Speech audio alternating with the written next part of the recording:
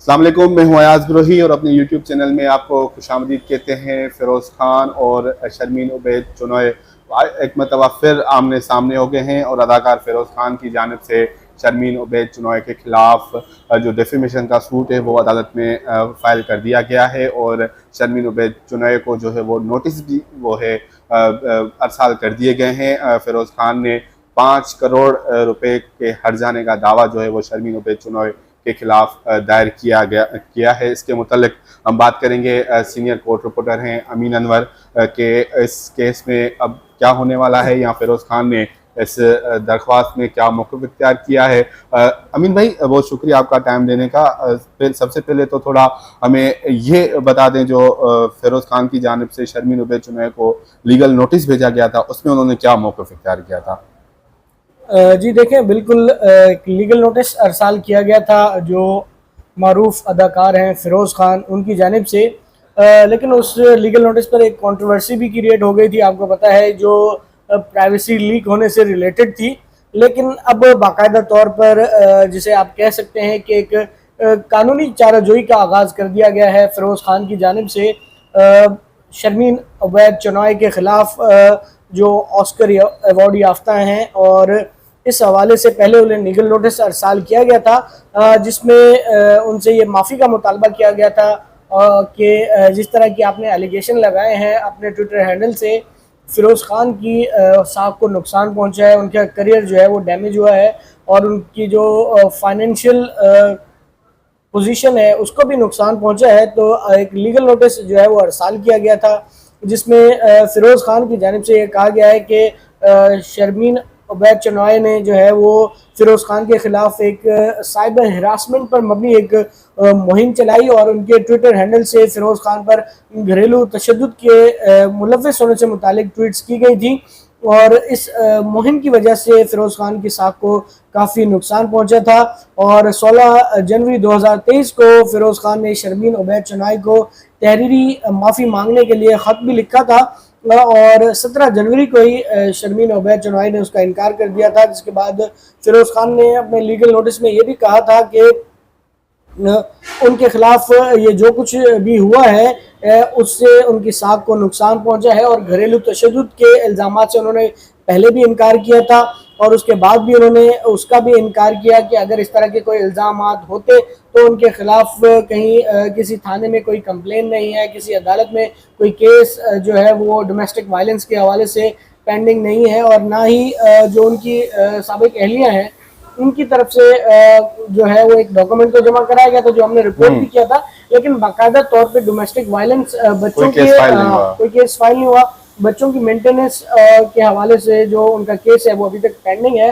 तब उसमें एक डॉक्यूमेंट ज़रूर अदालत के सामने आया था, और उनके वकला जो अलीज़े फातिमा है उनके वकला की जानिब से अदालत से इस्तदा भी की गई थी कि उसकी अगर वेरिफिकेशन अदालत चाहे तो वो करा सकती है। वो मामला अभी तक पेंडिंग है। बिल्कुल। तो ये लीगल नोटिस भेजा गया था फ़िरोज़ खान की जानिब से। अब बाकायदा जो है वो डैमेजेस का सूट फाइल किया गया, जिसके बाद सेशन जज जुनूबी की अदालत में वो ज़ेर समात है, और अब अदालत ने जो है वो 20 मार्च को उसके ऊपर समात की थी, और आज बाकायदा तौर पर एक नोटिस जारी हुआ है शर्मीन उबैद चुनोय को।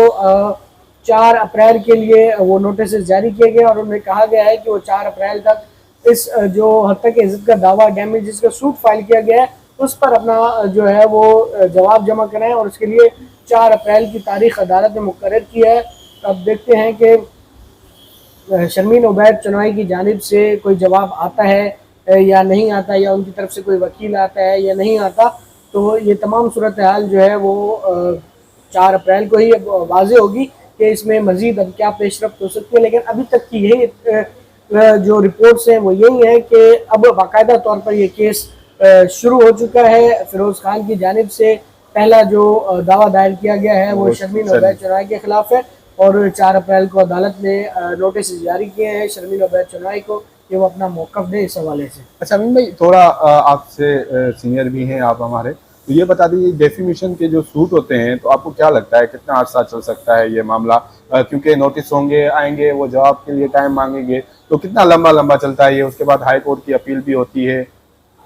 जी देखिए, पाकिस्तान में डेफेमेशन के लॉज जो हैं वो इतने यानी कि आप कह सकते हैं कि इतने इफेक्टिव नहीं हैं, या सालों साल लग जाते हैं केसेस की हेयरिंग के दौरान। और अभी तो ये पहला मरला है और पहला नोटिस जो है वो जारी किया गया है। इसके बाद अभी जो प्रोसेस है वो होना बाकी है। इसके बाद जो है वो जो लीगल प्रोसीडिंग्स हैं वो साला साल यहाँ पर चलती हैं। और ऐसा नहीं है कि यहाँ फैसले नहीं होते, यहाँ पर फैसले भी होते हैं और कुछ लोगों को सजाएं भी हुई हैं। हम इससे पहले देखेंगे असद खरन को भी इस केस में एक केस में इसी किस्म के एक केस में जो है वो सज़ा हो चुकी है। वो एक प्राइवेट कंप्लेंट थी जो एक निजी बैंक की जानिब से उनके खिलाफ जो है वो फाइल की गई थी, उस पर उन्हें सज़ा हुई, जुर्माना हुआ। और इसी तरह के कुछ केसेस जो हैं वो आपको पता है कि सईद गनी ने भी मुख्तलिफ टीवी चैनल हलीम आदिल शेख के खिलाफ जो है वो फाइल कर रखे हैं। ना सिर्फ उसमें डैमेजेस बल्कि प्राइवेट कंप्लेंट्स भी शामिल हैं कि बगैर किसी आए सबूत के एलिगेशन लगाने के हवाले से जो है वो अदालती चाराजोई भी की जा सकती है। तो वही रास्ता इख्तियार किया है फिरोज़ खान की जानिब से भी। और उन्होंने पहले जो है वो एक कंट्रोवर्सी जो है वो क्रिएट हो गई थी, जो उन्होंने लीगल नोटिस जो पोस्ट किया था, लेकिन उसके बाद उन्होंने उस मामले को जो है वो काफ़ी उस पर कवर कर लिया था उस मामले को। और अब बाकायदा तौर पर अदालत की जानिब से शर्मीन उबैद चुनॉय को 4 अप्रैल के लिए नोटिस जारी हुए हैं सेशन अच्छा, जज जुलूमी हलीम आदिल शेख और सईद जनी की अगर बात करें तो ये चीज़ें रिपोर्टेड है जो सईद जनी ने मौक़िफ़ इख्तियार किया। लेकिन यहाँ पे कुछ जो चीज़ें जहाँ तक मुझे पता है, शर्मीन उबैद चुनॉय ने कभी भी मेरे ख्याल से फिरोज़ खान का नाम कहीं पे भी मेंशन नहीं किया। तो उसके लिए भी फिरोज़ खान को शवाहिद वगैरह अदालत में जमा कराने होंगे कि ये इल्ज़ाम लगाया है शर्मीन ने मुझ पर।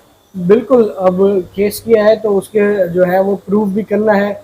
जो बारे सबूत है आप कह सकते हैं कि वो फिरोज़ खान पर है कि वो जो उन्होंने एलिगेशन लगाए हैं अपने सूट में जो मौक़िफ़ अपनाया है कि वो उसको साबित भी करें कि उनकी शर्मीन उबैद चुनॉय ने किस किस मौके पे जो है वो उनका नाम लिया है और जिसकी वजह से उनकी रेपुटेशन जो है वो ख़राब हुई है और उनकी साख को नुकसान पहुंचा है और उनके जो प्रोजेक्ट्स हैं वो मुतासर हुए हैं।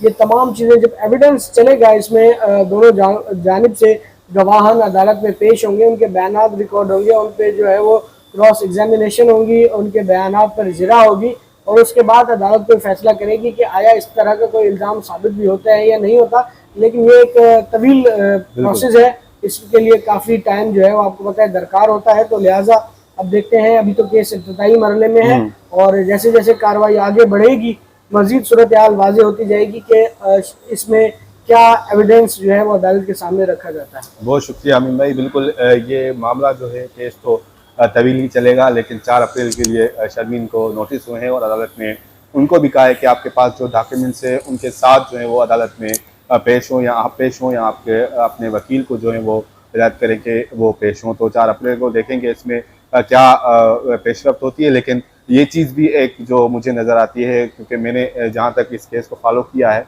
तो आज तक मुझे नहीं लगता कि शर्मीन उबैद चुनॉय की जानिब से फिरोज़ खान का नाम जो है उनकी ऑफिशियल अकाउंट पे कहीं पे भी यूज़ किया गया हो। आज तक जो उन्होंने इशारों में बात की है, लेकिन ये चीज़ भी डेफेमेशन के लिए, केस के लिए बहुत ज़रूरी होती है कि आपकी साख को उन्होंने कैसे नुकसान पहुँचाया है, क्या उन्होंने आपका नाम यूज़ किया है या नाम लिया है कहीं पे।